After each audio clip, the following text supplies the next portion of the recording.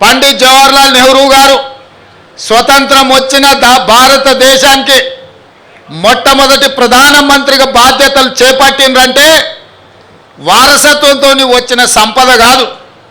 స్వతంత్రం కోసం సర్వం త్యాగం చేసిన కుటుంబం, గొప్ప మేధావి, దూరదృష్టి కలిగిన వాడు. ఆనాడు అస్తవ్యస్తంగా 563 సంస్థానాలతో ఈ దేశం చిన్న భిన్నమై మత కలహాలలో అట్టుడుకుతున్నప్పుడు ఈ దేశానికి మొదటి ప్రధానమంత్రిగా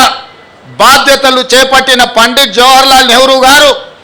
563 సంస్థానాలను, రాజ్యాలను భారతదేశంలో విలీనం చేయించి వాళ్ళందరినీ కూడా ఒక వేదిక మీదకి తీసుకొచ్చి ఈ దేశం యొక్క సమగ్రతను కాపాడి, ఈ దేశంలో ఆనాడు కరువు విలయ తాండవం చేస్తుంటే,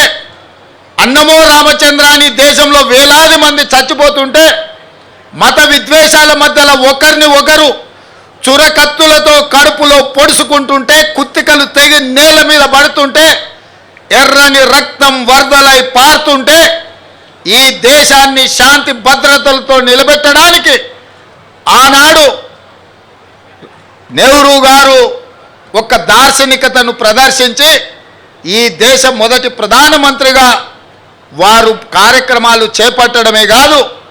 వారి నేతృత్వంలో సర్దార్ వల్లభాయ్ పటేల్ని కాంగ్రెస్ పార్టీ ఏఐసిసి అధ్యక్షుడిగా పనిచేసిన సర్దార్ వల్లభాయ్ పటేల్ని కేంద్ర హోంశాఖ మంత్రిగా నియమించి ఈ దేశంలోనూ శాంతి భద్రతలను కాపాడిన గొప్ప చరిత్ర పండిత్ జవహర్లాల్ నెహ్రూ గారిది. ఇదే కాదు, ఆనాడున్న కరువు, ఆనాడున్న ఆకలి కేకలు, ఆనాడు ఈ దేశం చదువుకుంటూనే బాగుపడుతుందన్న ఆలోచనతోని ఈ దేశంలో ఎడ్యుకేషన్ అండ్ ఇరిగేషన్ని మొదటి ప్రాధాన్యత కింద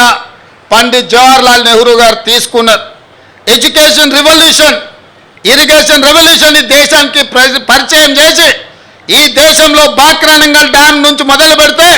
నాగార్జున సాగర్ డ్యామ్ వరకు, శ్రీశైలం వరకు, శ్రీరామ్ సాగర్ వరకు ఆనాటి ప్రధానమంత్రి పండిత్ జవహర్లాల్ నెహ్రూ గారు పునాదులు వేసిండ్రు. ఈ దేశంలో